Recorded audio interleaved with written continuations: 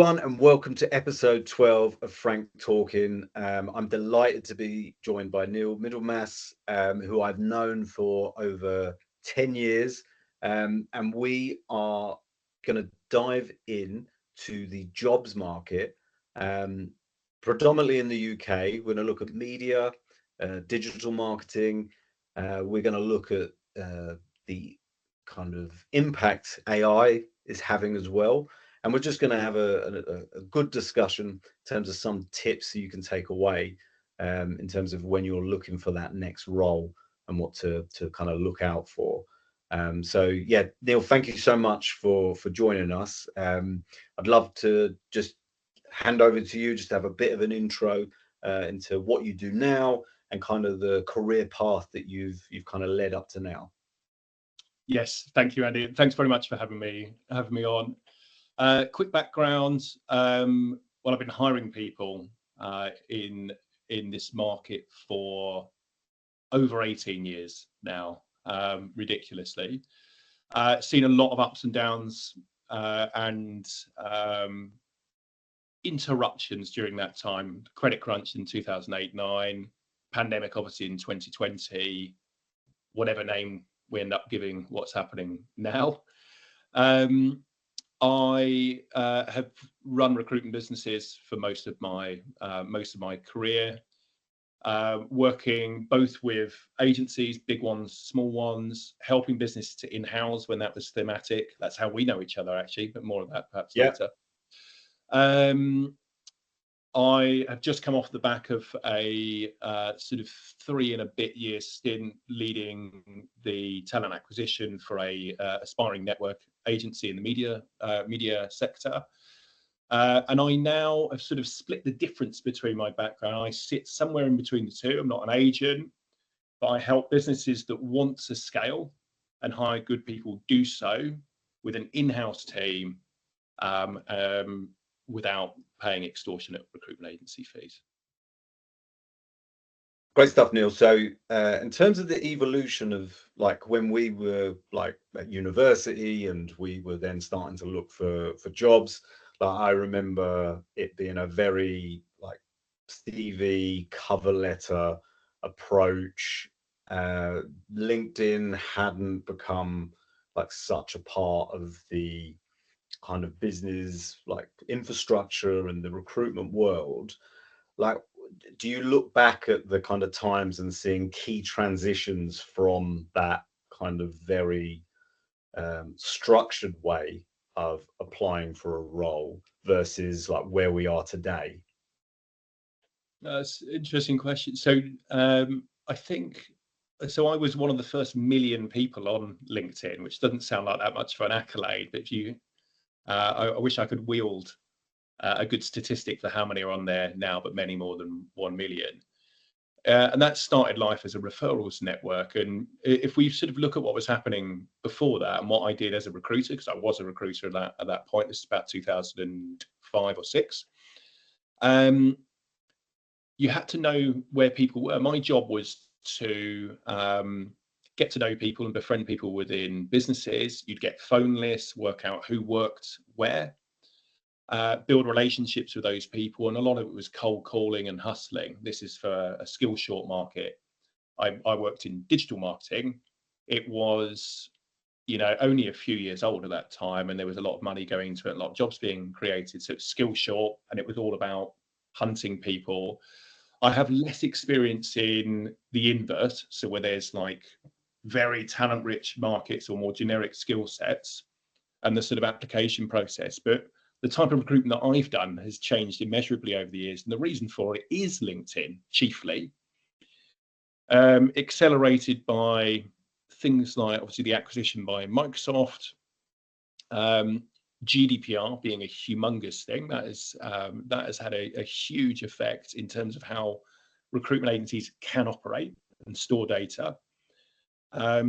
We've ended up in a sort of market where, like it or not, and most not, by the way, all roads lead to LinkedIn. And what do you make of the application process through LinkedIn? Like, I think there's probably a different answer to that. So I can only really answer that through my lens, which Yeah, is sure. No, most please. of the market. But I think, LinkedIn has become a sort of for everyone sort of thing. There are gardeners on there. A lot of my friends are musicians, and they've got, God knows why, but they've got LinkedIn profiles on there. And different sectors will behave very differently from a recruitment perspective. There are, my sector, I'd love to tell you that after 18 years, it was really easy for me to hire a paid search manager. It's not. Still skill short. There's a lot of issues though with the supply in that market. It's still really difficult. There are other sectors where the problem is I could put a role out, advertise for a role, and I might have 2,000 applications roll in the space of a week. I think the way that LinkedIn works, I mean, easy apply is a sort of death knell for the recruitment experience for the giver and the receiver. It's really easy to apply for a role. And so people do. And what happens in markets like the one we're in at the moment is, if we broadly describe it as a flatter market, there are fewer jobs out there in general. Again, it will vary sector to sector. What you end up with, and this was similar in the pandemic, even though it was a digital accelerant and they were, in the end, it was perhaps didn't create jobs in 2020 because things were still uncertain, but look at what happened in 2021. But you get this incredibly polarized market. That's what we have now. You've got active people, and they're really, really, really, really, really active, and they're applying for not necessarily everything, but they're very active, probably applying for stuff they definitely wouldn't in a better market. And then you have this other contingent who might move, but it's going to cost you. There's a lot of danger money needed to move these people. So I think there's this perception that the market is a high risk market because look at all the people that are out there, and it's not necessarily the case. Things like the application process on LinkedIn compound the problems. Not getting feedback, getting ghosted, not being seen for roles that you're, if anything, overqualified for, getting lost in the noise. Square peg, square hole recruitment practices, ageism, which is absolutely rife at the moment. All of it comes down to this, like, you've ended up with LinkedIn, weirdly and perhaps paradoxically, if that's not a word, it's nearly a word. Yeah. It's become, because it's been so heavily centralized in one place, LinkedIn, it's also become heavily fragmented because it's more feasible for businesses. Look at what I was doing. I mentioned it earlier on. What was I doing? Taking people out for burgers and trying to find out who worked there, building relationships, leveraging a network. There's no equity in that anymore. It's one of the reasons I don't do what I used to do. I could train my mum on how to use LinkedIn, probably in the space, LinkedIn Recruiter, in the space of sort of 10, 15 minutes, and she could find SEO directors just as easily as I could, give or take. Yeah. She could message them, she could engage with them, and that sort of stuff. Could she do it as effectively as me? Probably not. But could she do it? Yes. And this is the problem. You end up, my job has been, what's the word? Divested in places, if that's the right, divested. There are more junior people doing that role. And to an extent, that's feasible. But the end result is you've got somebody who's less experienced, often younger, nothing wrong with that. But we all have our lens that we view things from. We are all prone to biases. And these are the people that are standing at the gateway to the 2,000 people that are applying for these jobs. You raised earlier on, the point about ghosting, and what you see is people then posting on LinkedIn, like criticizing the talent acquisition or the brand, and then is that justified, or is it just that there is just so many applications to go through that they're getting inundated with, and nobody, I think the thing is, most people want to know where they stand, right? And if it's like, well, we don't think you're right for this role because of XYZ, most people should be like, all right, I agree or disagree, but it's fine. But is it just the amount of applications that come through the door that there just can't be, we can't get back to everyone? I think people feeling up in arms about ghosting is completely valid. Like, if people feel like that, it's completely valid.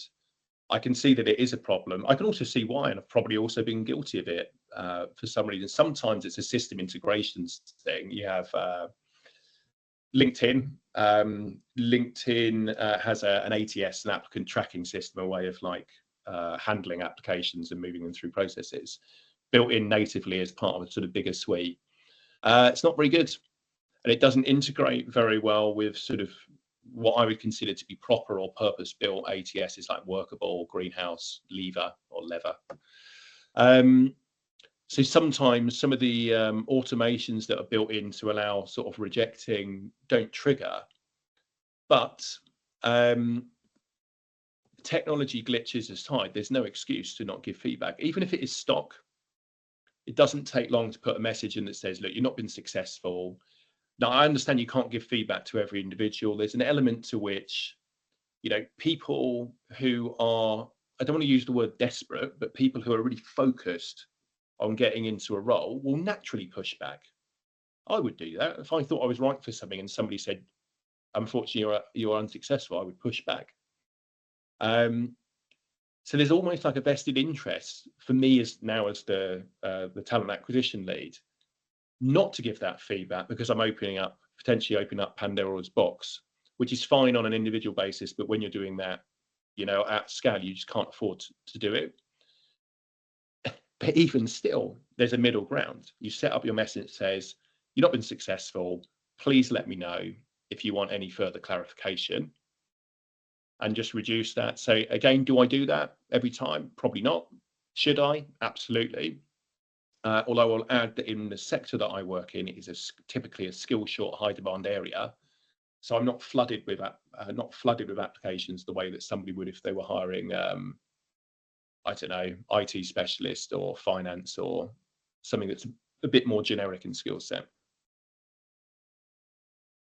I'd love to get your view as well. We've seen some very public criticisms of remote working since, like, obviously the pandemic. I think anyone that's an old millennial like you and me, we will remember the kind of hustle to go back into 5 days a week. And you were like, even at the time, remember, "Oh, is it all right if I work from home this day?"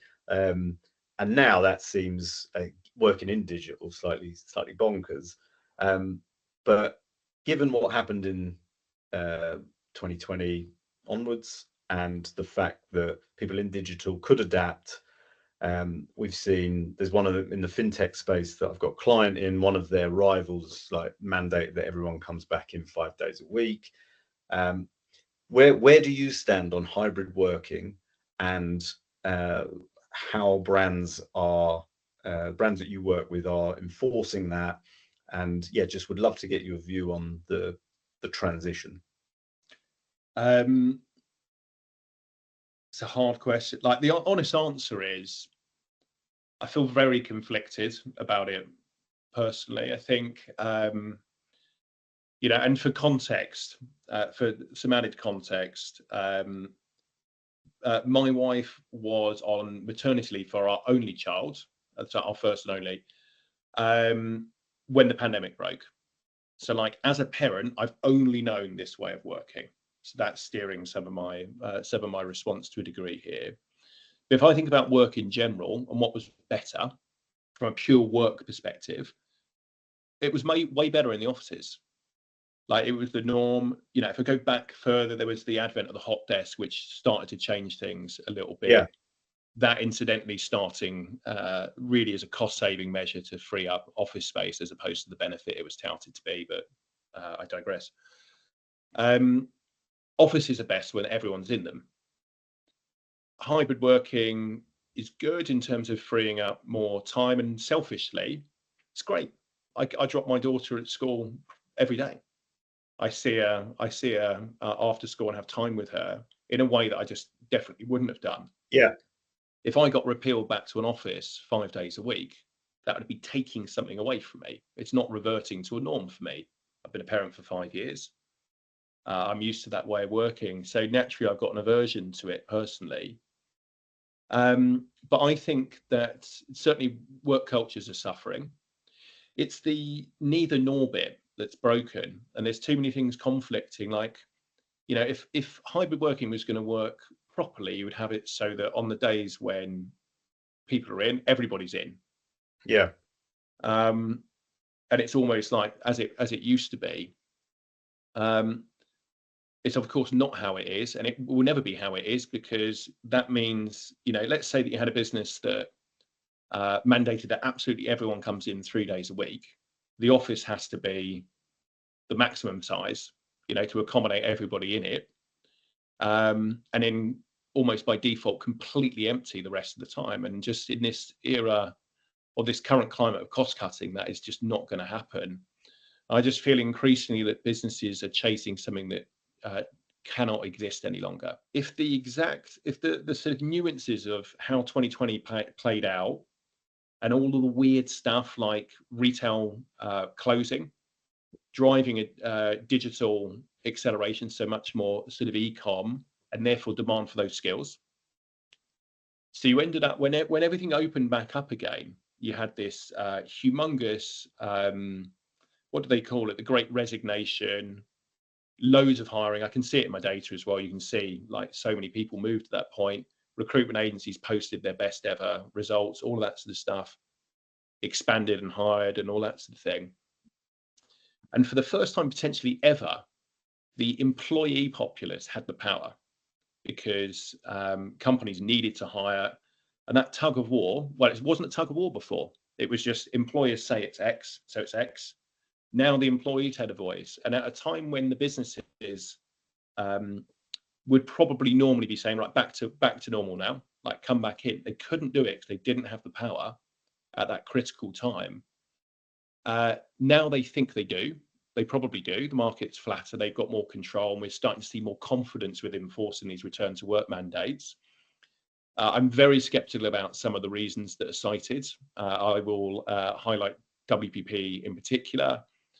They've cited data that suggests that engagement is better when we're in the office. That was the sort of gist of it. It said more than that, but the data suggests that engagement's better. The question then is, what is engagement? Yeah, I was going to ask, is that between employees that they're discussing, like if we're looking and ask like campaigns they're working on, or like there's an opportunity to drive growth in this area? So it's the collaboration side of things. But how are you measuring that? I mean, Sure. I was trying to work out what they were referencing. I suspect, and this is a hypothesis and not the truth, and it is a cynical hypothesis because I am cynical. Yeah. I think it's probably timesheet data and therefore productivity. You know, I know from sort of connections that sit in a more agnostic view that timesheet data is down across the board. I have my own theories on that, but if it is timesheet data and you're saying we were more that engagement was higher when we were in the office, then what's the before data? So if the after data is now hybrid working, yeah, before data can only be before this happened. So you're talking what, 2019? Yeah. In which case, what analysts amongst WPP's ranks, they've got many talented analysts, how many of them would take a data set and say engagement's dropped in the space of 5 years? The reason is definitely because of hybrid working. Like, that's the only thing it can possibly be. It's definitely that. It's completely unscientific, and I sort of feel like if you have the data to show that engagement is better when we're in the office 4 days a week, show it. What is the data? Yeah. So the fact that that hasn't been presented, or there's no further evidence, I think it's a bit patronising to WPP employees, and probably masks the real reason that they want to bring people back to the office. Yeah, no, look, I totally agree. And like, from my take, it's obviously different now that like I've got my own consultancy, that, and you've got that more flexibility. I was always like an office person because I liked like meeting with the new people. I like like going into London, to be honest, to like get the buzz, and you get the vibe off other people. And I could obviously with lockdowns and stuff, I it was awful working from home constantly. And I couldn't wait to go back. But like, I'm 42 now. I've got 2 kids. Uh, I've changed like lifestyle, like we were talking before. I no longer drink alcohol. I got, as you're looking very well as well, Neil. You've got a very regimented fitness regime as also, and it just ties in with your lifestyle. Like, I think that some of like the business leaders. I remember Jamie Dimond was uh, from JP Morgan was talking about like everyone's back to work, everyone's back in the office, but some of us don't have the wealth of Jamie Dimond that can hire a lot of people to do the stuff for that he doesn't want to do. And like you saying, taking kids to school, going to watch them, in my case, like watch them play football, um, like it matters more now than it did, like obviously when I was younger, and you kind of just go along with it. So for me, I like having that hybrid like approach, because I go in to see clients, I go in to see the team, and I enjoy meeting with good people that I'm learning from. But I love that flexibility that enables me to do things like this, and live a life as well. And I feel like, looking back as well, there's times where you would like work until 9, 10 o'clock, right? And I feel like millennials as well had this. Maybe it's a generalization, but you look at the likes of like Zuckerberg, and like the rise of Facebook in the mid noughties, like onwards up to they IPO'd, and it was like, there's a guy on the toilet coding, like you just, yeah, you don't go home, like it's a badge of honor, like all of this stuff. And like I never did that, but you just end up thinking, like, isn't it better to do stuff for yourself rather than like just going through this big corporate and you're just churning out stuff and you're working to the bone. Like, and it maybe it's easy now when like I'm a bit more experienced, a bit more mature, that you can start to think like that and you have the ability to do so. But I guess for me, the hybrid approach really works to have that kind of balance and like perspective with what you're doing with your life. But I think the other thing is that we believed in the sort of equity that you could build in a business, and that you could, because we'd seen it, like we're the same age, our parents' generation Yeah. could have, if they wanted it, a job for life. We've sort of gone in with that sort of attitude: put the hours in, build your career. Yeah. Um, the pandemic was a bit of a, I think of it as a bit of a dusty curtain that was lifted. So sort of a Wizard of Oz analogy. Curtain lifts. Your job, all of our jobs during 2020 were stripped down to their absolute raw basics.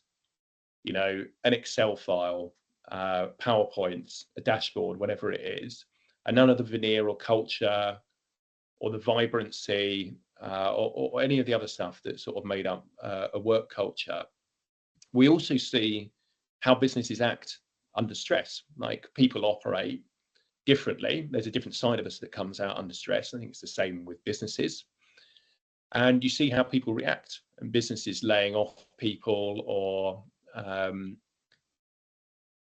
consolidating, restructuring, removing perks, and not putting people first, despite, name me a company that doesn't say they put people first. Yeah. Yeah. But you sort of see, I don't want to say true colors, because that's really cynical and it's also tarring everyone with the same brush. But I think that there's an element where some of the youngsters that are coming through today don't expect a job for life. Maybe some of their parents have done the maths.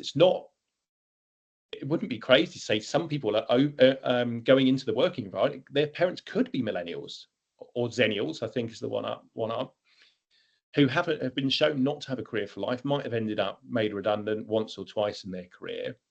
And I think we've got a much more transactional approach towards work. I think we all do, Yeah. to a degree. Yeah. And that plays into this as well. And it's like, well, people wanting to do stuff a bit more on their terms, because it does feel like a bit of a tug of war to me, employer Yeah. versus employee. And yeah, when you it is interesting because like when LinkedIn first come on the scene, it was like, oh, I can't really have a LinkedIn account because it might look like I'm looking for another job. And I remember like Reid Hoffman talking about that, and it's trying to break that down. Whereas rather than thinking, yeah, it's just your networking, that's totally fine. Like you don't have to be wedded to this job and this company for your life. But I I totally get, because you would be like, this is safe. This is safe if I do this, rather than take a risk. So like start up and things like that. But yeah, I'm totally with you that I think that has shifted immensely. And it's not just like Gen Z or like I said, for me personally as well, and where I am in my life, um, that's kind of, I value that flexibility and realize that it isn't just that job for life that you kind of look for. Good stuff, Neil. So you with fractional talent, you produce some really insightful reports that I see on LinkedIn, and the most recent one got so much engagement of a really important issue, which is about women who are age 40 plus are disappearing from media agencies. So I've got a couple of things I'd like to say also on that, because I think it's a really important topic. But I just wanted to hand over to you in terms of the data that you collected, and obviously the reason as to why you wanted to bring this to light. Um, Part of the art, well, one reason for it is personal interest. So interested in data, and I want to understand the market that I hire into. If I can understand it, I can do my job more Yeah, effectively. There's sort of two parts to my job. One is to try and find the people that the clients that I'm working with are looking for. And the other bit is to draw insight and help my clients understand the nature of the market and help to steer hiring decisions. You cannot do that without perspective and data. So I've always looked to lean on data to help drive insight and help to drive hiring decisions. The post about the 40 plus women disappearing from market comes from a bigger report that I published sort of last year. I did it because I want to try and get a lot of the themes that I see anecdotally down on paper and what I see in my own data just out in a way where it can be sort of interpreted by a wider audience. The way that I put it together was to start with a hypothesis. I've worked in media agencies for the majority of certainly the last 10 years or so, and you only have to look around to see, or rather not see, the prevalence of 40 plus people, full stop, let alone 40 plus females. And I'm 42 years of age now. I was probably late 30s ish when I started my most recent business, 250 headcount in Europe. I ended up doing a lot of the auditing work as the resident data guy. And I think I was top 5 or top 10 eldest people in the business at the age of 38. yeah, Which sort of suggests a lot about our market. yeah, Equally, as somebody that's 42, you can't not think about what you're going to look like. What do I look like? If I'm a recruitment leader at 42, what does that look like? What about when I'm 50? Can I have a career when I'm 60? And that's as a man, which is a relatively sort of privileged position to be in. The post brought up a lot of discussion. So the post about people disappearing, my conjecture was that the age that people seem to start disappearing typically aligns with when people, if they do become mothers, go into their. So my conjecture was motherhood is the reason, which of course is not the only reason at all. Thematically, at the moment, when times are hard, they are at the moment for a lot of the agencies, certainly the network agencies that I work with. Actually, I don't work with the network agencies, but a lot of the ones in my market, they will, in lieu of like revenue going in the right directions, look at like increasingly creative ways to cut costs. But one of the obvious ones is suggesting headcount costs. There's a lot of consolidation going at the moment. Why do we need a discipline lead at OpCo A, B, and C within a broader network when we can consolidate those functions and have one? throwing out senior headcount, senior equals experience, experience equals older. And this disproportionately affects women, partly because these decisions are normally made through a male lens because the leadership teams are male. And we see it in the data. He says, trying to bring up the right slides. You know, this reflects media agencies. So something from the report, which I linked to on this thing. So media agencies, roughly 50% females, 50.7% based on my data. That's an approximation, but it's near enough 50-50. So theoretically, across each level, it should be 50-50. Like proportional representation would say complete even distribution by level. We have a huge over representation at the junior levels, and it dwindles down until, where's my stat? Yeah, so there's a drop-off basis. So about 50% female, fewer than 40% at leadership level. And I should caveat that leadership level, according to this data, is functional lead, so a head of SEO, for example, or a managing partner, and not board level. I think if we were to roll CEO into that, we'd have even more astonishing drop-off. Yeah. No, I totally agree. And what can companies do to reverse that and make it more fair? Recognize the problem is the first thing. The value that the value that you can have from bringing or retaining more experience and therefore older voices into the business. Actually, interestingly, a call I had, I'm sure she won't mind me mentioning her name, but earlier today I spoke to Jackie Duckworth, who is co-founder of a business called Visible. And what they do is specifically to reskill and retrain women over the age of 50 to work in professional services. They actually do, and I will be honest and say I was surprised by this, but also really pleased to hear it.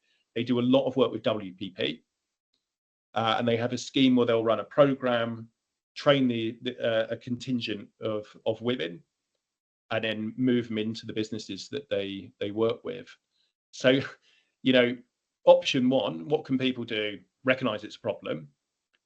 Two, do something about it, adjust biases, and make accommodations to make workplaces more hospitable and suitable for women. That means having things like, I mean, this is aside from parenthood, but policies or supportive benefits around menopausal women, for example. Obviously, there's the flexible working, the childcare bit, to support any sort of parent, male or female. But of course, because of the way society is still made up, it's women take the brunt of it, and yeah. But it's very clear that it's a topic that resonates with many. No, definitely. And you touched on, like we said, with like motherhood, but given how much childcare is in the UK compared like globally, like that's a huge, I know it's for both parents, but something has to be done to make it more appealing to be able to go to work and then not pay a small fortune for nursery or for childcare. I feel like modern work is still set up as if single income households are still a feasibility. Yeah. Unless you've got unless one of the households is a particularly high earner, it's not feasible. I can count on one hand the number of people I know who have got that sort of setup, and that's aside from thinking about single parent families. Yeah. Childcare costs are high. In some ways, rightfully so. It's a valuable service, but it's prohibitively expensive. And, you know, we've all sat down and worked out the costs and at least pondered the question, is it better for both of us to work? Is it better for one of us to cut our hours, or both of us, in order to reduce headcount costs? I mean, my wife and I both did 9-day fortnights. That saved one day, you know, 1 day a week.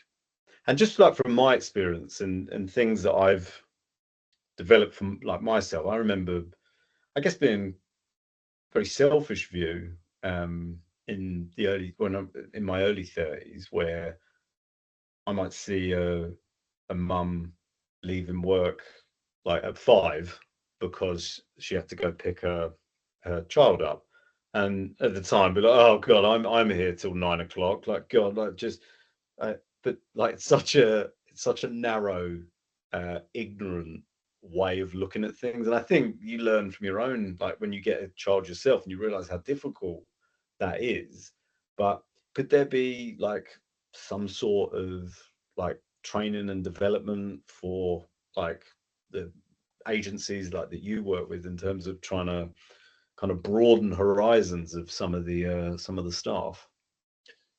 I firstly, I absolutely resonate with that, and it's like it's an embarrassing viewpoint to look back on. Yeah, yeah, yeah. You simply, this as patronising as this sounds, but you just don't know what it's like to be a working parent until you are one, Yep. and Yep. then you really know straight away. And my wife put, I think, I'm sure she stole it, but she put a comment on my post that said, um, "You're expected to parent like you don't have a job and work like you don't have kids." And of course, Yeah. like, you can't. I'm sure she stole that. You can't have both. It's a very the tension again in our survey report. I will try and wheel it out. Here we go. Blah, blah, blah, blah, blah, blah, blah. People that have taken 6 months or more parental leave, typically women, of course, typically 105.5% more likely to report poor or very poor work-life balance, and 72% who have taken 6 months plus say work-life balance is poor or very poor. There are lots of businesses that offer consultative, many of which have reached out to me because of this sort of, since my influencer status now, who offer support and training to hiring managers. Like, there will be, or a utopia would be, media agencies where you've got a mixture of ages. And yeah, maybe you do have somebody who's barely out of their 20s, maybe they're in their 20s, and maybe they're managing somebody who is closest to their mother's age.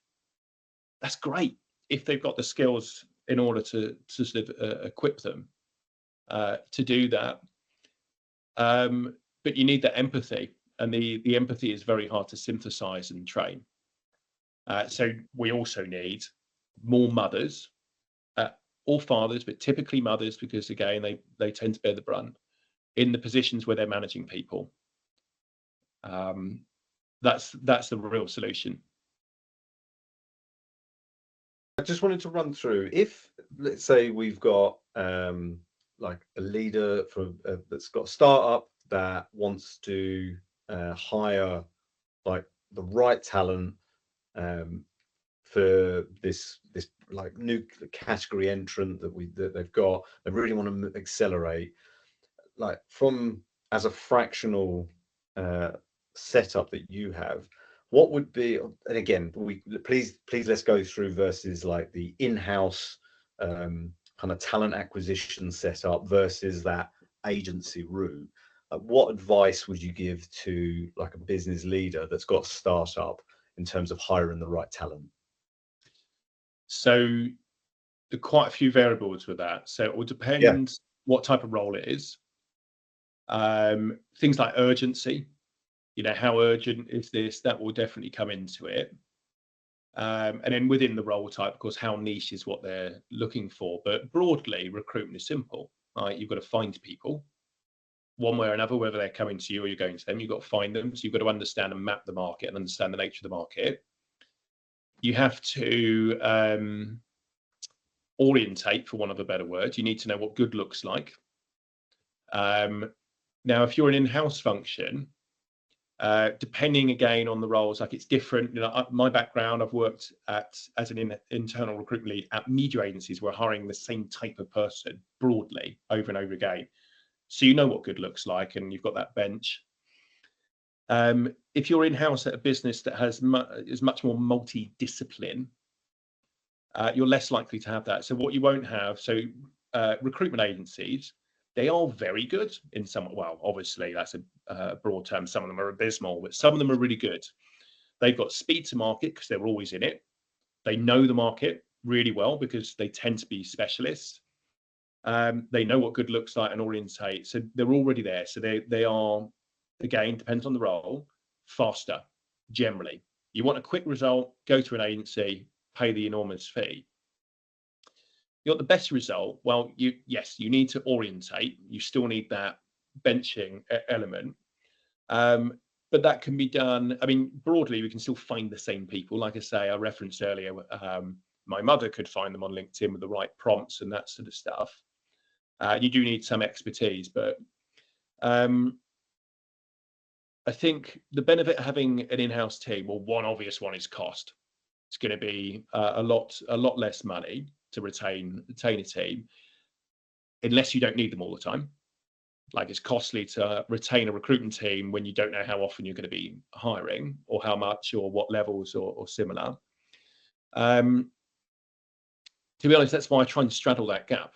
Like, you know, I tend to work in my specialism, so I've got the market knowledge and the connections and the network. I try and engage the market with things like the report.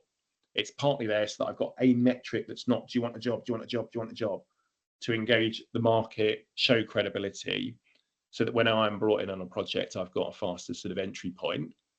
So I can do the faster. The better comes with knowing the market and having the sort of the data to be able to know what good looks like, and the knowledge to be able to screen and things like that.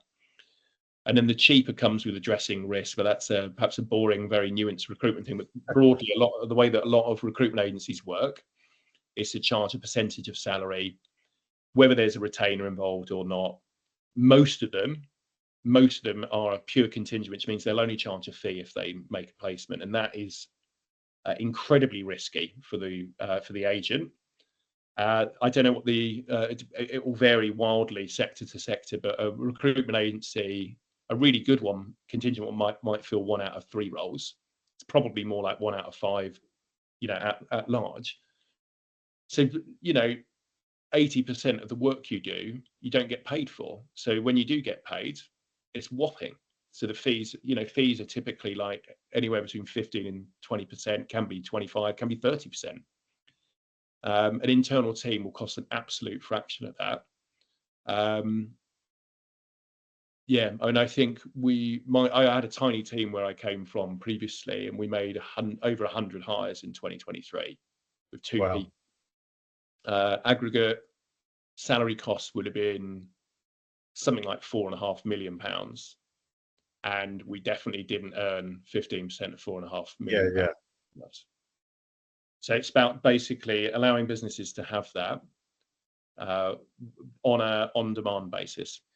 Like you and I, like I've said, we've known each other for a long time as well now, and I can hands down say you were the best talent acquisition head that I ever worked with, from both as a recommending and working with me to hire the right talent, but also you got me the role at Kazoo in 2019.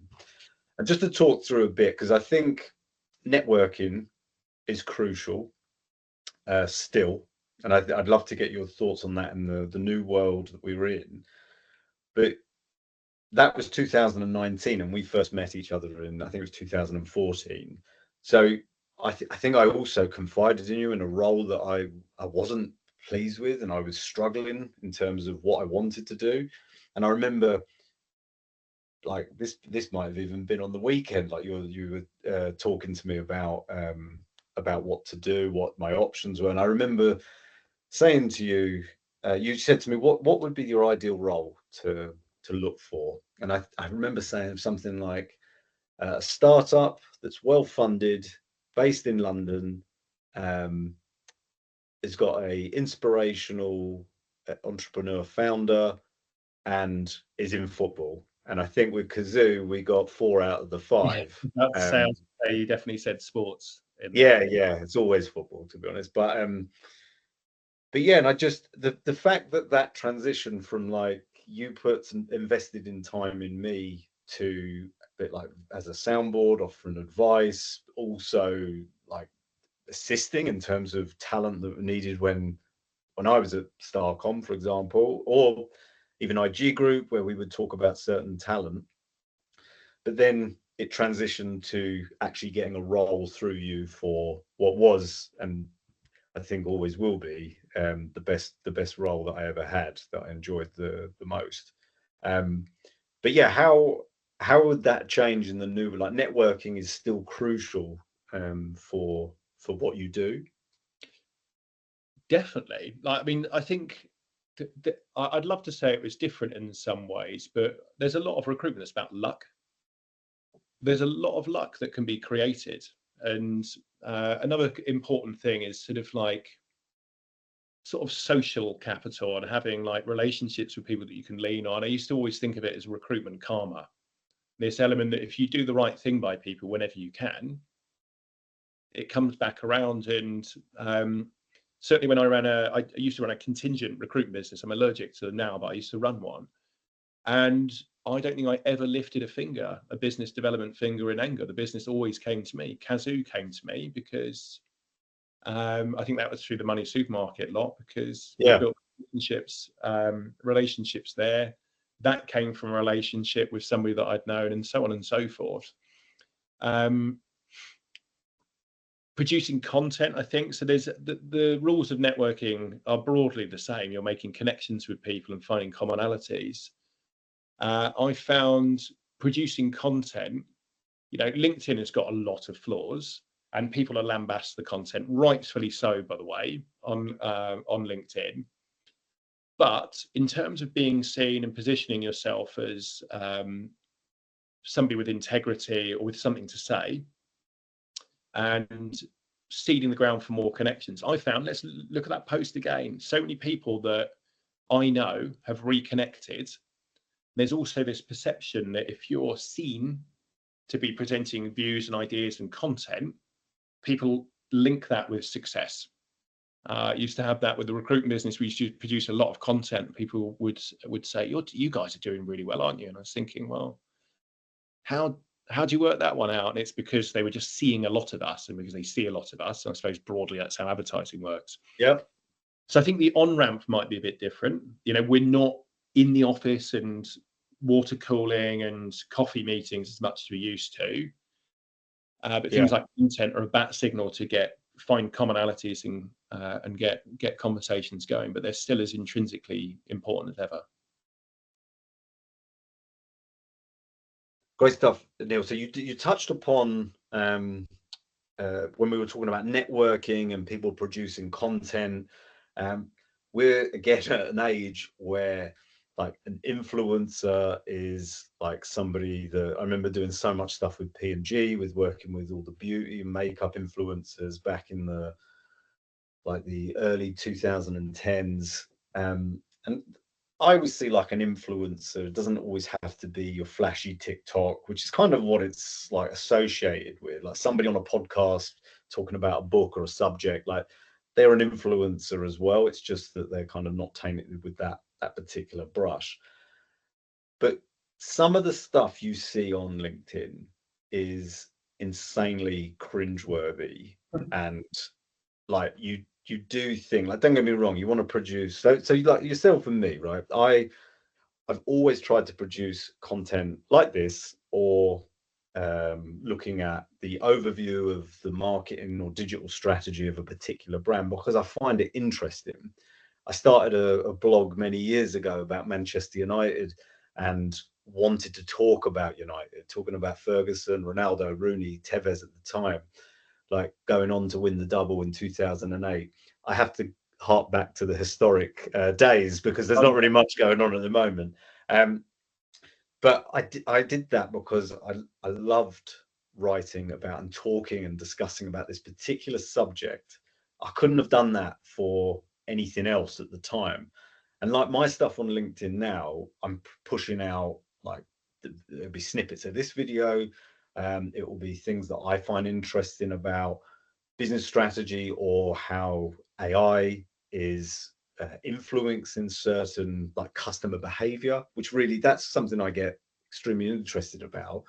But you do see where people like, was it like CEOs crying about something, or like wrestling a tiger, or like flying in a helicopter, and it's a very kind of flashy, look at me, look what I've done kind of thing. And I do always try and like just be honest and be yourself with certain things. And like, yeah, I did this really well and I really enjoyed it, but this didn't go so well, and yeah, I didn't achieve what I thought I would. Like, so for personal branding now, like how important is that? But also, can it be a negative as well, where somebody is saying, God, this person's full of themselves, like I can't have this person at the business.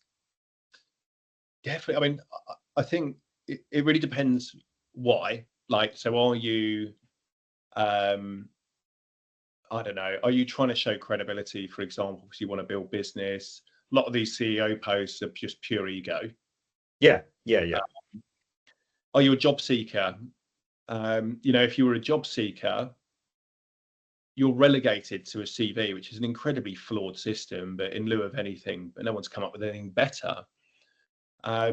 If we use that as a sort of influencer thing, well, you are still an influencer, even if your audience is one person. It's one very important person that's going to decide whether you're somebody that they should be talking to or not.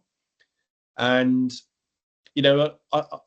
we are all prone to biases, and like often you have an idea, I can't help it. Like, you have an idea of what somebody's going to be like based on inferences you make from their CV, sometimes even a photo. And you get on a call with them, you're like, oh yeah, get it, yeah, brilliant, totally changed your mind. And it's like, that's a fundamental flaw in recruitment, by the way, is that we make judgments on CVs based on biases. And actually, when you talk to the person, completely different. How many people have not been hired because of biases? Millions. Yeah. So producing content in that sort of dynamic allows you to sort of show what you're like. Video is brilliant, obviously. Not everyone likes doing. I don't, by the way, but you've coerced me into this. Thanks again. Yeah, I think, whatever you're doing it for, if you've got something to say it. Yeah. I think, can it go the wrong way? Well, yeah, obviously it can achieve the opposite of what you want to achieve. Can it divide people? Definitely. Again, I keep harping on about this post, but just because it's sort of like topical for me, because I spent a lot of my week like responding to comments and things. Not everyone loved it. People that said it's not just motherhood. Very valid, by the way. It's not just motherhood. Like, what about people that don't have kids that choose not to? What about people who don't have kids because they can't have kids? Really valid. There'll always be an opposing view. And as long as you're not dividing deliberately for nefarious sort of it matters the reason, doesn't it? Yeah. Like, I learned stuff from that thread, Yeah. and I think it was probably misunderstood. I've got a lot of people congratulating me on a campaign when actually it's one dude that just knocked up a creative that seems to have struck a chord for various reasons. But I also am no expert, by the way. I'm a one-hit wonder. Like, ask me again in another couple of weeks and see my next one. I was going to say, this viral success that you've become, like, what tips have you got? So, but no, I know, like you say, it's a one. No, I do have a few tips, and it's like, I mean, integrity is a key bit, and that's the same. Like, people can smell a rat, and like, if there's somebody that is presenting a view that just doesn't quite add up, or it's like it doesn't feel like it's got integrity behind it, it will get sniffed out instantly. If what you're saying is something that you believe and it's got conviction, you can bet that other people feel the same. It's very hard to service that in LinkedIn. That's where the luck comes in, and the rules. I did a follow-up actually to that post that completely bombed. I basically summarized all of the comments and themes. Wow, what a response! We've had 60,000 impressions at the time. Yeah. And it totally bombed. And I think the reason it bombed was, well, there's some discussions on the group about why it might have bombed, but I reshared my post. That's a killer. And then there's a theory that Elon Musk's accidental Nazi salute, definitely accidental. He definitely didn't know what he was doing. Have dominated and sucked up a lot of the available impressions, basically. Okay, great stuff, Neil. We'll have a lot of talented, ambitious individuals watching this and reading the newsletter. Given the fragmented kind of space that we're in now, what kind of 3 tips would you give to people that are looking for their dream role and their kind of dream brand that they can achieve everything that they kind of want to set out to do? Again, depends on the situation. Like there's probably a different way that you would approach it. Like if you were in work and you just really wanted to find like this utopic role, there's a different response to that to somebody who finds themselves out of work. Broadly speaking, and it is a harder market in some ways. It also very much depends on the level. You know, we do have a more crowded senior market at the moment because it's the bowling balls that get jettisoned from the balloon and not the ping pong balls. But I think broadly it's a market, it's a bit more of a square peg, square hole market. Like you get that when there's a feeling that there's more supply than demand, more people than jobs. And if you just have high application numbers, you can't talk to everybody. You have to rationalize it down. It's a real problem. I do it, and I do it consciously, and I can't think of another way. But if I have, and my roles don't tend to attract really high numbers, but I had a marketing director role, for example, where the marketing director is a generic skill set, as a B2B marketing director. Generic skill sets, so the pool of people is huge, application numbers really big. If I've got 300 applicants, I can't talk to 300 people. I need to chunk it down, so you end up going, right, all right, so the bar is set here. I'm getting some people that have got marketing service experience. It's a marketing services business that I was working for. Okay. Yeah, there's another one. Okay, right now they've got to have marketing services background because I would really like them to have that. It looks feasible that I can have that. So anyone that doesn't have it, unless there's something extraordinary about them, they're off the list. So square peg, square hole. So one thing is think about what you are. Like, what are you? Productized. You know, you're an SEO guy, fine, but you're a product of, you know, the automotive market inside out. You worked at a marketplace style business, so you know marketplaces as well. You were working across different European markets, for example. There was a real content lean, or actually you were heavily involved in forming the technical build, or all of these different strands that make up what you are. And think about who's that useful for? Like, what other types of businesses need that? And is there a confluence where these are there sectors that are growing, for example? Build lists out of who those businesses. This is for someone that's out of work and wants more focus, because the overall recommendation is market's fragmented. Yeah, recruitment agencies will get some roles, but they're getting the scraps. Generally, that's cynical, but more likely to get scraps. So they'll have one role, then it'll be another agency, and constantly building these relationships. Nobody else will organize your job search for you. Bring it all together. I would start by exporting your LinkedIn connections to CSV, whether you're an active user or not. If you're connected to people that you actually know, do it. Google it if you don't know how to do it, but export, you'll end up with a spreadsheet of your connections, where they say they work right now, and what their job title is, or what they say the job title is. And you can enrich it. What I would do is go through it and wheedle out the ones that you don't actually know. The people that you do know will show up for you and will be delighted to help for you, like 9 times out of 10, but they won't think about you. They're not going to actively think about you. They won't even necessarily know if there's a role on a different side of the business that might suit you that's being hired for. So bring it to them. So what I would do is export your LinkedIn connections. You could enrich that, by the way, if you have got a lot, you could chuck that CSV file into ChatGPT or similar, and it can add sectors, company sizes, or any other criteria that you might use to discern whether they're viable for you or not. You can do the same treatment, by the way, for businesses that are prospects. If you've got, you know, if you really, really want to work in sports, what are the sectors around sports? You've got sports agencies, you've got this, that, the other, and there'll be some that you've got sports marketing agencies. So if someone like you, that would be a good sidestep and where you're more likely to get traction. But you can bring the careers URLs onto that sheet, and you've got a sort of job board. You know, with your connections, you've got a nepotistic job board that you know that in the spirit of cutting through, you've got a way of cutting through because you know somebody that's there that might be able to put you in the right hands, might be able to give you some advice that will help you in some way. And you can record that activity. So, well, I reached out to company A on the X, whatever the date is, and you can be more organized. So next week you can go, well, actually, what are all my follow-ups I need to do? This one, this one, this one. And you just got to try different things out. But that is very much for the active job seeker. You have to get organized. I don't know if that's number one or number two. So get organized, number one. Two, use your connections. Three, start now. I've spoken to people who have ended up, taking severance or getting made redundant, who might have had quite a difficult time and have taken a load of time out. My advice is sleep when you're dead. Like, get straight on with it. You don't have to do it as a full-time job, but do something right away and get moving, because the sooner you start, the more choice you're likely to have. You're going to play the bong machine. I don't know if anyone remembers bong machine, but it's a radio game where you got ascending amounts of money read out by a robotic voice, and it was a test of nerve. Like, when do you say stop?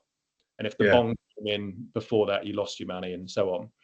It's a bit like that. You're less likely to come out and have 2 or 3 jobs that you're looking at concurrently. You need to know what good looks like right now. So the sooner you can orientate, the better. So crack on and do it. And I would also say, don't waste your time applying for jobs that you don't want, because they will see it in your eyes in an interview and you won't get the job, and all it will do is bring you down a peg that's unnecessary. Like, rise above, keep the bar high, and apply for the stuff that serves you. Great, that's great, Neil. That's fantastic advice for anyone that is seeking for that kind of role that they aspire to. So we'll leave it there as well, Neil. I just want to say thank you so much for your time and your insight into what was a really enjoyable discussion for me. Like, I've learned so much about the great work that you do, and like how the kind of landscape is changing. I just want to say thanks again, and I look forward to seeing you soon. Yes, indeed. We'll keep the football chat for another time. Yeah. You probably don't want to talk about it. Thank you very much. Thanks so much, Neil. Take care. Speak to you soon. Cheers, Andy. Bye now, mate.